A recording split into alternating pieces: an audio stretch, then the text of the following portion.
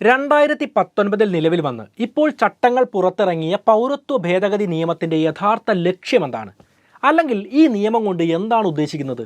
മുസ്ലിം മതവിശ്വാസികളെയും നിരീശ്വരവാദികളെയും ഒഴിച്ചു നിർത്തി 6 മതങ്ങൾക്ക് മാത്രം പ്രത്യേക ഇളവുകളോടെ പൗരത്വം അനുവദിക്കുമ്പോൾ നമ്മൾ അറിഞ്ഞിരിക്കേണ്ട ചില വസ്തുതകളുണ്ട്. ഇന്ത്യൻ രാഷ്ട്രീയത്തെയും വോട്ട് ബാങ്കിനെയും വിജയിക്കുന്ന സീറ്റുകളെയും പോലും നിയന്ത്രിക്കാൻ ഒരു ചെറിയ നിയമ ഭേദഗതിക്ക് സാധിക്കുമെന്നും ആക്ഷേപങ്ങൾ നിലനിൽക്കുന്നു. ഐക്യരാഷ്ട്ര സംഘടനയും യുണൈറ്റഡ് സ്റ്റേറ്റ്സും ആംനസ്റ്റി ഇന്റർനാഷണലും ഇതിനോടകം ഈ നിയമം മുസ്ലിം വിരുദ്ധം എന്ന് പറയുമ്പോൾ കാര്യകാരണങ്ങൾ നിരത്തി വിമർശനങ്ങളെയെല്ലാം പ്രതിരോധിക്കാൻ കേന്ദ്ര സർക്കാരും തയ്യാറാവുന്നുണ്ട്. ഈ കാര്യങ്ങളിലെ എല്ലാം വസ്തുതകളിലൂടെയും വാദപ്രതിവാദങ്ങളിലൂടെയും കണ്ണോടിച്ച് നമുക്ക് മനസ്സിലാക്കാം. നമസ്കാരം, എൻ്റെ പേര് അനുരാഗ്. ഇന്ന് പറയുന്ന പല കാര്യങ്ങളും പലർക്കും പുതിയ അറിവുകളായിരിക്കും. അതുകൊണ്ട് തന്നെ ഞാൻ പ്രത്യേകിച്ച് അഭിപ്രായമൊന്നും പറയുന്നില്ല. പറയുന്ന വസ്തുതകളുടെ റെഫറൻസുകൾ ഓരോ ഭാഗത്തും കാണിച്ചിട്ടാണ് നമ്മൾ CAA 2019 കുറിച്ച് പഠിക്കുന്നത്. നമുക്ക് നേരെ വീഡിയോയിലേക്ക് പോകാം. ഇന്ത്യൻ ഭരണഘടനയിലെ ആർട്ടിക്കിൾ 11 പ്രകാരം പൗരത്വത്തെ സംബന്ധിക്കുന്ന നിയമങ്ങൾ ഉണ്ടാക്കാനുള്ള അധികാരം ഇന്ത്യൻ പാർലമെന്റിനാണ്. അതുള്ള നിയമങ്ങളിൽ മാറ്റം വരുത്താനാണെങ്കിലും പുതിയ നിയമങ്ങൾ ഉണ്ടാക്കാനും എല്ലാം ഉള്ള അധികാരം ഇന്ത്യൻ പാർലമെന്റിനാണ്. ഇതേ തുടർന്ന് 1950 ഇന്ത്യൻ ഭരണഘടന ഉണ്ടാകുന്നത്. 1955 ഒരാൾ എങ്ങനെ എന്തിൻ്റെ അടിസ്ഥാനത്തിൽ ഇന്ത്യൻ പൗരനാവാം എന്നതിനെക്കുറിച്ച് ഒരു നിയമം ഉണ്ടാവുകയാണ്. ആ നിയമമാണ് ദി സിറ്റിസൺഷിപ്പ് ആക്ട് 1955. ഇപ്പം നമ്മൾ കാനഡയിലോ UK പോയി അവിടുത്തെ പൗരനാവാൻ വേണ്ടി ആഗ്രഹിക്കുകയാണ്. അപ്പോൾ നമ്മൾ കുറച്ച് കാര്യങ്ങൾ സബ്മിറ്റ് ചെയ്യണമല്ലോ, ഫോമൊക്കെ സബ്മിറ്റ് ചെയ്യും. അപ്പോൾ അവർ നോക്കും നമുക്ക് പൗരനാവാനുള്ള യോഗ്യതയുണ്ടോ. അത് നോക്കണമെങ്കിൽ എഴുതപ്പെട്ട നിയമവും രേഖയും വേണമല്ലോ. അതുപോലെ ഇന്ത്യയിൽ ഉപയോഗിക്കാൻ സാധിക്കുന്ന ഒരു നിയമമാണ് അന്ന് ഉണ്ടായി വരുന്നത്. ഈ നിയമപ്രകാരം 5 രീതിയിൽ ഒരാൾക്ക് ഇന്ത്യൻ പൗരനാവാൻ പറ്റുന്നതാണ്. അത് നമുക്ക് ചുരുക്കി 3 പറയാനാണെങ്കിൽ, 1, അയാൾ ഇന്ത്യയിൽ ജനിച്ച ആളാവണം. 2, മാതാവോ പിതാവോ ഇന്ത്യക്കാരനായിരിക്കണം. 3, നിശ്ചിത കാലയളവ് ഇന്ത്യയിൽ താമസിച്ചിരിക്കണം. ഇങ്ങനെ ചുരുക്കി നമുക്ക് പറയാം. പക്ഷേ ഈ നിയമങ്ങൾ ബാധകമാവുന്നത് ആർക്കാണ്? ലീഗലായി ഇന്ത്യയിലേക്ക് വന്നവർക്കാണ്. ട്രാവൽ ഡോക്യുമെൻറ്റ്സോടെ ഇന്ത്യയിൽ വന്ന ആളുകൾക്കാണ്. കൃത്യമായി ഗവൺമെൻറ് അനുശാസിക്കുന്ന നിയമങ്ങൾ പാലിക്കുന്ന ആളുകൾക്കാണ്. അല്ലാതെ ഇന്ത്യയിലേക്ക് കൃത്യമായ വിസയോ പാസ്പോർട്ടോ ഇല്ലാതെ, അല്ലെങ്കിൽ ഈ വിസയും പാസ്പോർട്ടുമായിട്ട് വന്നിട്ട് അനുവദിച്ച സമയം കഴിഞ്ഞും ഇന്ത്യയിൽ തുടരുന്ന ആളുകൾക്കൊന്നും ഈ നിയമം ബാധകമല്ല. അപ്പോൾ ഈ ആളുകൾ എന്ത് ചെയ്യും? 1946 ഫോറിനേഴ്സ് ആക്ട് ഉണ്ട്, അല്ലെങ്കിൽ പാസ്പോർട്ട് ആക്ട് 1920 ഉണ്ട്. ഇത് പ്രകാരം ഈ രാജ്യത്തെ ഡിറ്റൻഷൻ ക്യാമ്പുകളിൽ പാർപ്പിക്കുകയോ അല്ലെങ്കിൽ തിരിച്ച് അതാത് രാജ്യങ്ങളിലേക്ക് കയറ്റി അയക്കുകയോ ചെയ്യും. 1955 പാസ്സായി, പിന്നീട് അമെൻമെൻ്റ് ഒന്നും നമ്മൾ നോക്കിയിട്ടില്ല എങ്കിൽ ആ കാലഘട്ടത്തിലുള്ള നിയമമായിരുന്നുവെങ്കിൽ ഇല്ലീഗൽ ഇമിഗ്രൻസിന് ഇങ്ങനെ കൃത്യമായി നിയമം അനുശാസിക്കുന്ന രീതിയിലല്ല ഇന്ത്യയിൽ വന്നത് എങ്കിൽ അവർക്കൊരു കാരണവശാലും ഒരു രീതിയിലും ഇന്ത്യൻ പൗരനാവാനുള്ള യാതൊരു നിയമവും ഇല്ലായിരുന്നു. എന്നാൽ നമുക്കറിയാം, ഭരണഘടന തിരുത്താനുള്ള അവകാശം പോലും ഭരണഘടനയിലെ പ്രൊവിഷൻ നൽകുന്നുണ്ട്. ആ രീതിയിൽ പല കാലഘട്ടങ്ങളിലായി ഭരണഘടന തിരുത്തപ്പെട്ടിട്ടുണ്ട്, പല നിയമങ്ങളും മാറ്റി എഴുതപ്പെട്ടിട്ടുണ്ട്.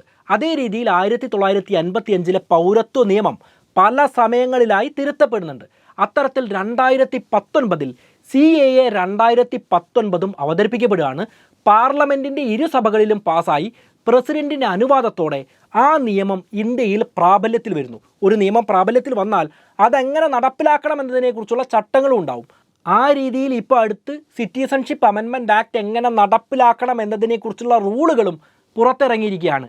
ഈ നിയമപ്രകാരം ഇല്ലീഗൽ ഇമിഗ്രൻ്റായ ചില ആളുകൾക്ക് പൗരത്വം കൊടുക്കാനുള്ള ഭേദഗതി ഈ നിയമത്തിൽ പറയുന്നുണ്ട്. 1955 പൗരത്വ നിയമത്തിൽ എത്ര തവണ ഭേദഗതി നടത്തിയപ്പോഴും ഒരിക്കൽ പോലും മതം ഒരു ഘടകമായി പരിഗണിച്ച് ഇന്ത്യയിൽ പൗരത്വം കൊടുക്കണം എന്നതിനെക്കുറിച്ച് ഒന്നും എഴുതി വച്ചിട്ടില്ലായിരുന്നു. എന്നാൽ 2019 CAA വന്ന സമയത്ത് മതം ഒരു ഘടകമായി ഇന്ത്യൻ പൗരത്വത്തിനു വേണ്ടി പരിഗണിക്കപ്പെടുകയാണ്. അതായത് ഇന്ത്യയുടെ അയൽരാജ്യങ്ങളായ പാകിസ്ഥാൻ, ബംഗ്ലാദേശ്, അഫ്ഗാനിസ്ഥാൻ എന്നീ രാജ്യങ്ങളിലെ മൈനോറിറ്റീസ്, സിഖ്, ഹിന്ദു, പാർസി, ബുദ്ധ, ജൈന, ക്രിസ്ത്യൻ വിഭാഗക്കാർ 2014 ഡിസംബർ 31 അതിന് മുന്നെയോ ഇന്ത്യയിൽ വന്ന ആളുകളാണെങ്കിൽ കൃത്യമായ ചില മാനദണ്ഡങ്ങൾ പാലിച്ചു കഴിഞ്ഞാൽ അവർക്ക് പൗരത്വത്തിനു വേണ്ടി അപ്ലൈ ചെയ്യാം. പൗരത്വം കൊടുക്കണോ വേണ്ടോ എന്നത് സ്റ്റേറ്റിൻ്റെ തീരുമാനമാണ് എങ്കിലും ഇല്ലീഗൽ ഇമിഗ്രൻസിൻ്റെ ഇടയിൽ ഈ 3 രാജ്യങ്ങളിൽ നിന്നുള്ള ആ രാജ്യങ്ങളിലെ മൈനോറിറ്റീസായ ആളുകൾക്ക് പൗരത്വം കിട്ടാനുള്ള ഒരു വ്യവസ്ഥയാണ് CAA നിയമം വഴി വരുന്നത്. നമ്മൾ ചിന്തിക്കണം, അതിന് മുന്നേ ഒരു രീതിയിലും ഇല്ലീഗൽ ഇമിഗ്രൻ്റായി ഇന്ത്യയിലേക്ക് വന്ന് എത്ര കാലം താമസിച്ചാലും ഏത് രീതിയിലാണെങ്കിലും പൗരത്വം കിട്ടാനുള്ള യാതൊരു വ്യവസ്ഥകളും ഇന്ത്യയിൽ ഇല്ലായിരുന്നു. പാകിസ്ഥാൻ, ബംഗ്ലാദേശ്, അഫ്ഗാനിസ്ഥാൻ എന്നീ രാജ്യങ്ങൾ പരിഗണിച്ചു കഴിഞ്ഞാൽ നമുക്കൊരു കാര്യം വ്യക്തമായിട്ട് മനസ്സിലാവും. ഇത് മുസ്ലിം മെജോറിറ്റി രാഷ്ട്രങ്ങളാണ്. ഈ രാജ്യത്തിലെ മൈനോറിറ്റീസ് എന്ന് പറയുമ്പോൾ അതിൽ മുസ്ലിം ജനവിഭാഗങ്ങളില്ല. അപ്പോൾ ഇല്ലീഗൽ ഇമിഗ്രൻസായി ഇന്ത്യയിൽ വന്ന ആളുകൾ 2014 ഡിസംബർ 31 അതിന് മുന്നെയോ വന്ന ആളുകളിൽ മുസ്ലിം മതവിഭാഗം ഉണ്ടെങ്കിൽ അവർക്ക് പൗരത്വം കൊടുക്കാനുള്ള ഒരു പ്രൊവിഷൻ ഈ നിയമം മൂലം ഉണ്ടാവുന്നില്ല. എന്നാൽ ഇല്ലീഗലായിട്ടല്ലാതെ നിയമപരമായി പാകിസ്ഥാനിൽ നിന്നോ ബംഗ്ലാദേശിൽ നിന്നോ അഫ്ഗാനിസ്ഥാനിൽ നിന്നോ ലോകത്തിലെ ഏത് ഭാഗത്തു നിന്നോ ഇന്ത്യയിലേക്ക് ഏത് മതസ്ഥർ വന്നാലും മതമില്ലാത്തവർ വന്നാലും അവർക്ക് ഇന്ത്യൻ പൗരന്മാരാവാനുള്ള എല്ലാ രീതിയിലുള്ള അവകാശങ്ങളും ഇപ്പോഴും ഇന്ത്യയിലുണ്ട്. പൗരത്വം കൊടുക്കണോ വേണ്ടയോ എന്നത് ഇന്ത്യയുടെ താല്പര്യം മാത്രമാണ്. എങ്കിലും അവർക്ക് പൗരത്വത്തിനു വേണ്ടി അപ്ലൈ ചെയ്യാൻ ഇപ്പോഴും നേരായ രീതിയിൽ സാധിക്കുന്നതുമാണ്. അപ്പോൾ ഈ പറഞ്ഞ കാര്യങ്ങളിൽ നിന്ന് ഒരു കാര്യം വ്യക്തമാണ്. CAA 2019 പിൻവലിക്കുകയാണെന്ന് വെക്കാം. അങ്ങനെ പിൻവലിച്ചു കഴിഞ്ഞാൽ ലോകത്തിൻ്റെ ഏത് രാജ്യത്ത് നിന്ന് ഏത് മതസ്ഥർ ഇല്ലീഗലായി ഇന്ത്യയിലേക്ക് പ്രവേശിച്ചാലും അവർക്ക് ഒരു രീതിയിലും പൗരത്വം കിട്ടില്ല. എന്നാൽ CAA 2019 പിൻവലിച്ചിട്ടില്ല എങ്കിൽ 3 രാജ്യങ്ങൾ പാകിസ്ഥാൻ, ബംഗ്ലാദേശ്, അഫ്ഗാനിസ്ഥാൻ എന്നീ രാജ്യങ്ങളിൽ നിന്നുള്ള 6 മതവിഭാഗങ്ങൾക്ക് പൗരത്വം കിട്ടുന്നതിൽ ഇളവുകളുണ്ട്.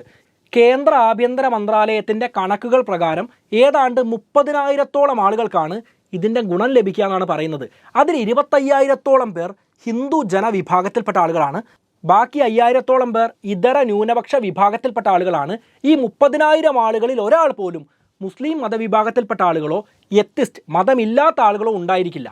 US-ഉം UN-ഉം അടിസ്ഥാനപരമായ വിവേചനമെന്നാണ് ഈ നിയമത്തെ വിളിച്ചിട്ടുള്ളത്. അതേസമയം ആംനസ്റ്റി ഇൻ്റർനാഷണൽ മുസ്ലിങ്ങൾക്കെതിരെയുള്ള വിവേചനമെന്ന് പച്ചയ്ക്ക് തന്നെ ഈ നിയമത്തെക്കുറിച്ച് പറഞ്ഞിരിക്കുകയാണ്. ഈ നിയമത്തെക്കുറിച്ച് പോസിറ്റീവായിട്ടും നെഗറ്റീവായിട്ടും വാദപ്രതിവാദങ്ങൾ ഇപ്പോഴും നിലനിൽക്കുന്നുണ്ട്. ഓരോ വാദങ്ങളും മറുവാദങ്ങളും അതിൻ്റെ മറുവാദങ്ങളും ഒക്കെ എന്തൊക്കെയാണെന്ന് നമുക്ക് വളരെ പെട്ടെന്നൊന്ന് നോക്കാം. ഒന്നാമതായിട്ട് CAA നിയമത്തിൽ എന്തുകൊണ്ട് പാകിസ്ഥാൻ, അഫ്ഗാനിസ്ഥാൻ, ബംഗ്ലാദേശ് എന്നീ രാജ്യങ്ങളിലെ മുസ്ലിങ്ങളെ ഇന്ത്യ പുറത്താക്കുകയാണെങ്കിൽ എല്ലാവരെയും ഒന്നിച്ച് പുറത്താക്കണം. പൗരത്വം കൊടുക്കുകയാണെങ്കിൽ എല്ലാവർക്കും ഒന്നിച്ച് പൗരത്വം കൊടുക്കണം. എന്നാൽ ഇതിന് മറുപടിയായിട്ട് പറയുന്നത് ഇല്ലീഗൽ ഇമിഗ്രൻസിനെ ഒരു കാരണവശാലും ഇന്ത്യയിലെ പൗരന്മാരാക്കാൻ നിയമമില്ലായിരുന്നു. പക്ഷേ ഇപ്പോൾ നമ്മൾ ജമ്മു കാശ്മീരിൽ നോക്കുകയാണെങ്കിൽ പാകിസ്ഥാനിൽ നിന്നും ഇന്ത്യയിലേക്ക് വന്ന 80,000-ഓളം അഭയാർത്ഥികളുണ്ട്. അവരിൽ ബഹുഭൂരിപക്ഷം പേർക്കും പൗരത്വമില്ല. അതിൽ വലിയൊരു വിഭാഗവും ഹിന്ദുക്കൾ തന്നെയാണ്. അപ്പോൾ എല്ലാവരെയും പുറത്താക്കുമ്പോൾ ഈ രാജ്യങ്ങളിലേക്ക് പാകിസ്ഥാനിലേക്കും ബംഗ്ലാദേശിലേക്കും അഫ്ഗാനിസ്ഥാനിലേക്കും ഇന്ത്യയിലേക്ക് എത്തിയ ഹിന്ദുക്കളെയും പുറത്താക്കേണ്ടി വരും. അവരവിടെ മതപരമായിട്ടുള്ള പീഡനങ്ങൾ ഏറ്റുവാങ്ങിയവരാണ്. എന്നാൽ ആ രാജ്യങ്ങളിൽ നിന്ന് ഇന്ത്യയിലേക്ക് വന്ന മുസ്ലിം ഭൂരിപക്ഷത്തെ അങ്ങോട്ട് പുറത്താക്കുകയാണെങ്കിൽ അവർക്കവിടെ സ്വൈര്യജീവിതം നയിക്കാം. അതുകൊണ്ടാണ് ഇല്ലീഗൽ ഇമിഗ്രൻസ് വിഭാഗത്തിലെ ന്യൂനപക്ഷങ്ങൾക്ക് മാത്രം പ്രത്യേക പരിഗണന കൊടുക്കുന്നത് എന്നതാണ്. എന്നാൽ ഈ ഒരു വാദത്തിന് അൽ ജസീറയിലടക്കം മറുവാദങ്ങൾ കാണാൻ വേണ്ടി കഴിഞ്ഞിട്ടുണ്ട്. മറ്റ് രാജ്യങ്ങളിലേക്ക് തിരിച്ചയച്ചാൽ അവർ അവിടെ മതപരമായ പീഡനങ്ങൾ നേരിടുമെന്ന നല്ല ഉദ്ദേശത്തോടെയാണ് ഈ നിയമം നടപ്പിലാക്കുന്നത് എങ്കിൽ അഫ്ഗാനിസ്ഥാനിലെ ഹസാരകളെ എന്തുകൊണ്ട് പരിഗണിച്ചില്ല? ബംഗ്ലാദേശിലെ എത്തിസ്റ്റുകളെ എന്തുകൊണ്ട് പരിഗണിച്ചില്ല? പാകിസ്ഥാനിലെ അഹമ്മദിയ മുസ്ലിങ്ങളെ എന്തുകൊണ്ട് പരിഗണിച്ചില്ല? ഇത് മാത്രമല്ല, ഈ ആരോപണങ്ങളിൽ നമ്മൾ മനസ്സിലാക്കേണ്ടത് പാകിസ്ഥാൻ, ബംഗ്ലാദേശ്, അഫ്ഗാനിസ്ഥാൻ എന്നീ രാജ്യങ്ങളിലെ മൈനോറിറ്റീസ് ഇന്ത്യയിലേക്ക് വന്നാൽ അത് റിലീജിയസ് പെർസിക്യൂഷൻ കാരണമാണ് ഞങ്ങൾ വന്നത് എന്ന് തെളിയിക്കേണ്ട ആവശ്യം പോലും അവർക്കില്ല. അവർ ജോലി കിട്ടാനോ മറ്റാവശ്യങ്ങൾക്കോ വന്നാലും ഈ കാരണങ്ങൾ പറഞ്ഞുകൊണ്ട് പൗരത്വം നേടാൻ CAA 2019 വഴി സാധിക്കുന്നതുമാണ്. രണ്ടാമത്തെ ചോദ്യമാണ്, എന്തുകൊണ്ട് പാകിസ്ഥാൻ, ബംഗ്ലാദേശ്, അഫ്ഗാനിസ്ഥാൻ ഇത് മുസ്ലിം ഭൂരിപക്ഷ രാജ്യമായതുകൊണ്ട് അവിടുത്തെ മൈനോറിറ്റീസ് എന്ന് പറയുമ്പോൾ മുസ്ലിങ്ങൾ ഇല്ലാത്തത് കൊണ്ടാണോ ഇങ്ങനെ ഒരു കാര്യം നടപ്പിലാക്കുന്നത്? നിങ്ങളുടെ ഉദ്ദേശം വളരെ നല്ലതായിരുന്നുവെങ്കിൽ മ്യാൻമറിൽ റോഹിംഗ്യൻ മുസ്ലിംസ് റിലീജിയസ് പെർസിക്യൂഷൻ നേരിടുന്നു എന്നത് യാഥാർത്ഥ്യമാണ്. ബുദ്ധിസ്റ്റുകൾ ചൈനീസ് ഗവൺമെൻറ്റിൽ നിന്ന് റിലീജിയസ് പെർസിക്യൂഷൻ നേരിടുന്നു എന്നത് യാഥാർത്ഥ്യമാണ്. ശ്രീലങ്കയിലെ തമിഴ് വംശജർ റിലീജിയസ് പെർസിക്യൂഷൻ നേരിടുന്നു എന്നത് യാഥാർത്ഥ്യമാണ്. എങ്കിൽ ആ രാജ്യങ്ങളെ കൂടെ ഉൾപ്പെടുത്തി ഈ നിയമം കുറച്ചുകൂടെ നന്നാക്കിക്കൂടായിരുന്നു എന്നാണ് മറ്റൊരു ചോദ്യം. പക്ഷേ ഇതിന് മറുപടിയായി ഗവൺമെൻറ് പറയുന്നത് പാകിസ്ഥാൻ, ബംഗ്ലാദേശ്, അഫ്ഗാനിസ്ഥാൻ എന്നീ രാജ്യങ്ങളിലെ പലായനവുമായി ഇന്ത്യക്ക് ചരിത്രപരമായി ബന്ധമുണ്ട്. അതുകൊണ്ട് ആ രാജ്യത്തെ മൈനോറിറ്റീസിനെ പ്രത്യേകമായിട്ട് പരിഗണിക്കണമെന്നാണ്. മൂന്നാമത്തെ വിമർശനം ഇന്ത്യൻ ഭരണഘടനയുമായി ബന്ധപ്പെട്ടതാണ്. ഇന്ത്യൻ ഭരണഘടനയിലെ ആർട്ടിക്കിൾ 14-ഉം 15-ഉം മതപരമായിട്ടുള്ള വിവേചനങ്ങൾ പാടില്ല എന്ന് വ്യക്തമായി തന്നെ പറഞ്ഞു വെക്കുന്നുണ്ട്. എന്നാൽ ആർട്ടിക്കിൾ 15-നെ കുറിച്ച് പറയുമ്പോൾ ഗവൺമെൻറ് ഇതിനെ പ്രതിരോധിക്കുന്നത് ആർട്ടിക്കിൾ 15 മൗലിക അവകാശങ്ങളുമായി ബന്ധപ്പെട്ടതാണ്. അത് ഇന്ത്യൻ പൗരനുള്ള അവകാശങ്ങളാണ്, ഇല്ലീഗൽ മൈഗ്രൻസിനുള്ള അവകാശങ്ങളല്ല. ഇന്ത്യക്കാരല്ലാത്ത ഫോറിനേഴ്സ് ഇന്ത്യയിൽ വന്നാൽ അവർക്ക് ഇന്ത്യയിൽ പൗരാവകാശങ്ങളില്ല. അതുകൊണ്ട് ആർട്ടിക്കിൾ 15 ഉപയോഗിച്ച് ഈ നിയമം ഭരണഘടനാ വിരുദ്ധമാണെന്ന് പറയാൻ സാധിക്കില്ല എന്നതാണ്. അതുപോലെ ആർട്ടിക്കിൾ 14 ഇന്ത്യൻ ടെറിട്ടറിക്കുള്ളിൽ മതപരമായ വിവേചനങ്ങൾ പാടില്ല എന്ന് കൃത്യമായിട്ട് പറഞ്ഞു വെക്കുന്നുണ്ട്. അതിനെ ഗവൺമെൻറ് പ്രതിരോധിക്കുന്നത് റീസണബിൾ ക്ലാസിഫിക്കേഷൻ എന്ന് പറഞ്ഞുകൊണ്ടാണ്. ഉദാഹരണത്തിന് മതപരമായി എല്ലാവരെയും ഒരുപോലെ കാണണം. പക്ഷേ ഇന്ത്യയിൽ ഓരോ മതത്തിനും ഓരോ സിവിൽ നിയമങ്ങളുണ്ട്, ഓരോ മതത്തിനും വ്യത്യസ്തമായ ആനുകൂല്യങ്ങളുണ്ട്, വ്യത്യസ്തമായ അവകാശങ്ങളുണ്ട്. വിദ്യാഭ്യാസ സ്ഥാപനങ്ങൾ തുടങ്ങാനും സ്കോളർഷിപ്പ് നേടാനുമെല്ലാം വ്യത്യസ്തമായ അവകാശങ്ങളുണ്ട്. അതെന്താണ്? എല്ലാ മതവും ഒരുപോലെയല്ലേ? പിന്നെ എന്തിനാണ് ഓരോരുത്തർക്കും വേറെ വേറെ നിയമങ്ങൾ, വേറെ വേറെ അവകാശങ്ങൾ? സുപ്രീം കോടതി തന്നെ ആർട്ടിക്കിൾ 14 റീസണബിൾ ക്ലാസിഫിക്കേഷൻ ആവാമെന്ന് പറഞ്ഞിട്ടുണ്ട്. 4ാമത്തെ വിമർശനമാണ് NRC വരുമ്പോൾ മുസ്ലിം ജനവിഭാഗത്തെ പുറത്താക്കാനുള്ള BJPയുടെ അജണ്ടയാണ് CAA എന്ന് പറയുന്നത്. CAA മാത്രം നോക്കുകയാണെങ്കിൽ കുഴപ്പമുണ്ടാവണമെന്നില്ല. എന്നാൽ NRCയുമായി ചേർന്ന് വരുമ്പോൾ ഒരു പക്ഷേ ഇന്ത്യയിലെ മുസ്ലിം ജനവിഭാഗത്തിൽ കുറച്ചുപേരെയെങ്കിലും രാജ്യത്തുനിന്ന് പുറത്താക്കാനോ ഡിറ്റൻഷൻ ക്യാമ്പുകളിലാക്കാനോ ഈ നിയമം ദുരുപയോഗം ചെയ്യപ്പെട്ടേക്കാമെന്നതാണ്. ഇന്ത്യയുടെ ആഭ്യന്തരമന്ത്രിയായ അമിത്ഷാ പാർലമെൻറ്റിൽ പറഞ്ഞത് ക്രോണോളജിക്കലി നിങ്ങൾ ശ്രദ്ധിക്കണം, ആദ്യം CAA പിന്നെ ഞങ്ങൾ NRC നടപ്പിലാക്കുമെന്നതാണ്. 10 വർഷമായി രാജ്യം ഭരിച്ചിട്ടും രാജ്യത്തെ മതന്യൂനപക്ഷത്തിൽ പ്രബലരായ മുസ്ലിം ജനവിഭാഗത്തെ വിശ്വാസത്തിൽ എടുക്കാൻ സാധിക്കാത്തൊരു ഗവൺമെൻറ്റാണ് എന്നത് ആ ഗവൺമെൻറ്റിനെ അനുകൂലിക്കുന്നവർ പോലും തർക്കിക്കാത്ത ഒരു കാര്യമാണ്, അവർക്ക് പോലും അറിയുന്ന ഒരു കാര്യമാണ്. അതുകൊണ്ട് തന്നെ ഇത്തരം പ്രസ്താവനകൾ ഉണ്ടാകുമ്പോൾ അതിനെ ചുവട് പിടിച്ച് പല നേതാക്കന്മാരും വർഗീയപരമായ മറ്റ് പ്രസ്താവനകൾ നടത്തുമ്പോൾ ആശങ്കയുണ്ടാവുന്നത് സ്വാഭാവികം മാത്രമാണ്. ഇന്ത്യയിൽ ഉടനീളം നടത്താൻ പോകുന്ന പൗരത്വ രജിസ്റ്റർ NRC എന്നാണ് പറയുക. ഈ പൗരത്വ രജിസ്റ്ററിൽ ഇന്ത്യയിലെ ഓരോ പൗരൻ്റെയും പേര് ചേർക്കുമല്ലോ. അപ്പോൾ അപാകതകൾ സംഭവിച്ചാൽ പൗരത്വം നഷ്ടപ്പെടുമോ എന്നതാണ് അടിസ്ഥാനപരമായ ആശങ്ക. ഈ ആശങ്കയുടെ പ്രധാന കാരണം ആസാമിൽ NRC നടത്തിയ സമയത്ത് ഇന്ത്യയിൽ താമസിച്ച പല ആളുകളും പൗരത്വ പട്ടികയിൽ നിന്ന് പുറത്തായി. അപ്പോൾ ഇന്ത്യയിൽ ഉടനീളം പൗരത്വ പട്ടിക നടപ്പിലാക്കുകയാണെങ്കിൽ എന്തുമാത്രം പാകപ്പിഴവുകൾ വരും. തോപ്രാങ്കുടി സ്കൂളിലെ ഉച്ചക്കഞ്ഞി രജിസ്റ്റർ പോലും വേണ്ട രീതിയിൽ തെറ്റില്ലാതെ എഴുതാൻ പറ്റാത്ത ആളുകളാണ് ഇന്ത്യയിലെ പല ഉദ്യോഗസ്ഥരും. അങ്ങനെ നോക്കുന്ന സമയത്ത് ഇന്ത്യക്കാർ ആശങ്കപ്പെടുന്നതിൽ നമുക്ക് തെറ്റ് പറയാനൊന്നുമില്ല. എന്നാൽ ആസാമിലെ NRC അല്ല ഇന്ത്യയിൽ ഉടനീളം നടപ്പിലാക്കാൻ പോകുന്നത് എന്നാണ് പറയപ്പെടുന്നത്. ആസാമിൽ NRC ആസാം അക്കോർഡുമായി ബന്ധപ്പെട്ടതാണ്. അത് മറ്റൊരു വിഷയമാണ്. 1971 ബംഗ്ലാദേശ് വിമോചന യുദ്ധം നടന്ന സമയത്ത് ധാരാളം ബംഗ്ലാദേശികൾ ഇന്ത്യയിലേക്ക് കയറിയിരുന്നു, ഇന്ത്യയിലെ നോർത്ത് ഈസ്റ്റേൺ സംസ്ഥാനങ്ങളിലേക്ക് കയറിക്കൂടിയിരുന്നു.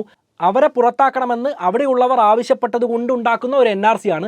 2013 സുപ്രീം കോടതി ഈ NRC എന്താണെങ്കിലും നടപ്പിലാക്കണം എന്ന രീതിയിൽ ഉത്തരവ് പുറപ്പെടുവിപ്പിച്ചിരുന്നു. എന്നാൽ ആ സമയത്തെ കോൺഗ്രസ് ഗവൺമെൻറ്റോ പിന്നീട് വന്ന BJP ഗവൺമെൻറ്റോ ഇതിന് തയ്യാറാവാതിരുന്ന സാഹചര്യത്തിൽ സുപ്രീം കോടതി നേരിട്ടിറങ്ങിയാണ് ഇപ്പോൾ കാര്യങ്ങളെല്ലാം നോക്കിക്കൊണ്ടിരിക്കുന്നത്.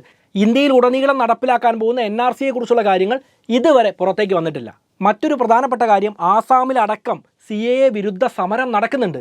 പക്ഷേ ആ സമരത്തിൻ്റെ ഉദ്ദേശവും ഇന്ത്യയിൽ മറ്റു ഭാഗങ്ങളിൽ നടക്കുന്ന സമരങ്ങളുടെ ഉദ്ദേശവും വേറെ വേറെയാണ്.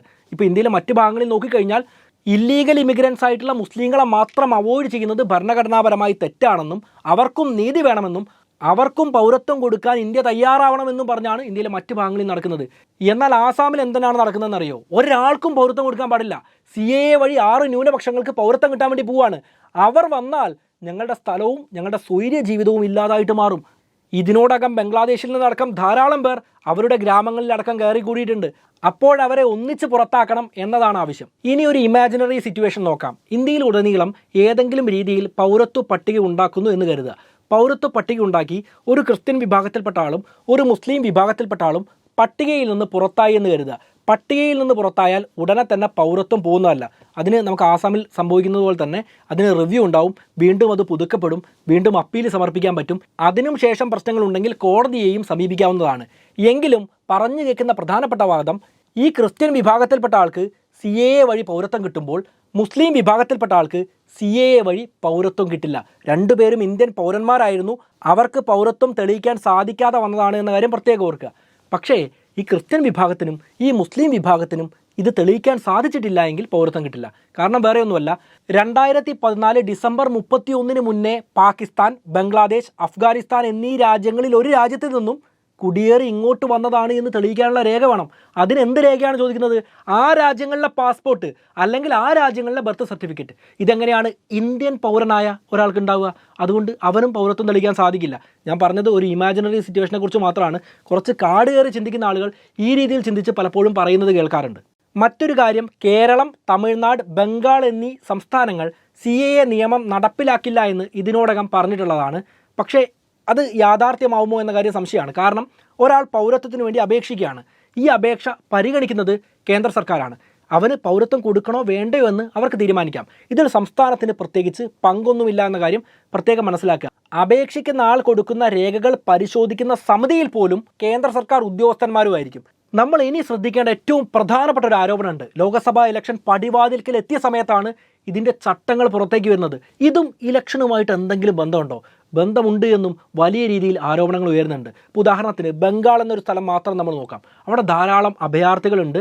മറ്റ് രാജ്യങ്ങളിൽ നിന്നും ഇന്ത്യയിലേക്ക് വന്ന ആളുകളുണ്ട്. ഉദാഹരണത്തിന് ബത്വാസ്, രാജ് ബൻഷീസ് എന്നീ ദളിത് കമ്മ്യൂണിറ്റി, ഇവരുടെ ആകെ എണ്ണം, അതായത് ബംഗ്ലാദേശിൽ നിന്ന് ഇന്ത്യയിലേക്ക് കുടിയേറിയ ഹിന്ദുക്കളുടെ ആകെ എണ്ണം ഏതാണ്ട് 10 കോടിയോളം ഉണ്ട് എന്നാണ് കണക്കാക്കപ്പെടുന്നത്. ഇതിൽ ബത്വാസ് എന്ന ദളിത് കമ്മ്യൂണിറ്റി മാത്രം ഏതാണ്ട് 3 കോടിയുണ്ട്. ഇവർക്കെല്ലാവർക്കും പൗരത്വവും വോട്ടവകാശവും ലഭിച്ചു കഴിഞ്ഞാൽ ആർക്കനുകൂലമായിട്ടായിരിക്കും നിൽക്കുക? ബംഗാളിലെ 294 നിയമസഭാ സീറ്റിൽ 70 എണ്ണത്തിലും 42 ലോക്സഭാ സീറ്റിൽ 10 എണ്ണത്തിലും ഇവർ നിർണായക ശക്തിയാണ്. കാലങ്ങളായി CAA നടപ്പിലാക്കണം എന്നാവശ്യപ്പെടുന്ന ഒരു വിഭാഗം കൂടിയാണിവർ. ഇന്ത്യ എന്ന രാജ്യത്ത് വരുന്നു, പലർക്കും വോട്ടവകാശം ഉണ്ട് കേട്ടോ. പലർക്കും വോട്ടവകാശം ഈ ഐഡൻറ്റിറ്റി കാർഡൊക്കെ ഉണ്ടാക്കിയിട്ട് അവർ നേടിയിട്ടുമുണ്ട്. എന്നാൽ പൂർണ്ണമായ സിറ്റിസൺഷിപ്പ് റൈറ്റ് നേരായ വഴിയിൽ കിട്ടാനുള്ളൊരു അവസരമാണ്. ആ കാര്യത്തിന് അവരെ സഹായിക്കുന്നത് ആരാണ്? BJP ആണ്. BJP വലിയ രീതിയിലൊന്നും വന്നിട്ടില്ലാത്തൊരു സംസ്ഥാനമാണ് ബംഗാൾ എന്ന് പറയുന്നത്. ആ ബംഗാളിൽ മാത്രം ഇത്രത്തോളം ആളുകളുണ്ട്. ഇപ്പോൾ ജമ്മു ആൻഡ് കാശ്മീരിൽ നോക്കുകയാണ്, അവിടെയാണെങ്കിൽ 80,000-ഓളം അഭയാർത്ഥികളുണ്ട് എന്നാണ് പറയുന്നത്. ഇന്ത്യ ആകെ നോക്കിയാൽ 15ഓളം രാജ്യങ്ങളിൽ നിന്ന് 1,95,000-ത്തിലധികം അഭയാർത്ഥികളുണ്ട്. ഇതിലെല്ലാവർക്കും പൗരത്വമൊന്നും കിട്ടില്ല. ഈ 3 രാജ്യങ്ങളിൽ നിന്ന് വന്ന മൈനോറിറ്റി കമ്മ്യൂണിറ്റിയിലുള്ള ആളുകൾക്കാണ് പൗരത്വം ലഭിക്കുക. എന്താണെങ്കിലും CAA 2019 കുറിച്ച് ഇന്ന് ചെയ്ത ഈ വീഡിയോയിൽ നിന്ന് കുറേ അധികം കാര്യങ്ങൾ നിങ്ങൾക്ക് മനസ്സിലായിട്ടുണ്ടാവുമെന്ന് ഞാൻ ഉറച്ചു വിശ്വസിക്കുകയാണ്. വാദപ്രതിവാദങ്ങൾ രണ്ടിലൂടെയും കണ്ണോടിച്ച് നമുക്ക് കൂടുതൽ കാര്യങ്ങൾ മനസ്സിലാക്കാൻ വേണ്ടിയിട്ടാണ് ഈ വീഡിയോ ചെയ്തിട്ടുള്ളത്. ഈ വീഡിയോ നിങ്ങൾക്ക് ഇഷ്ടമായെങ്കിൽ തീർച്ചയായിട്ടും ലൈക്ക് ചെയ്യൂ. ഈ നിയമത്തെക്കുറിച്ചുള്ള നിങ്ങളുടെ അഭിപ്രായങ്ങളും വിയോജിപ്പുകളും എല്ലാം നിങ്ങൾക്ക് കമൻ്റായിട്ട് രേഖപ്പെടുത്താവുന്നതാണ്. നമുക്കെന്തായാലും മറ്റൊരു നല്ല വിഷയവുമായിട്ട് വീണ്ടും കണ്ടുമുട്ടാം. It's me Anurag signing off.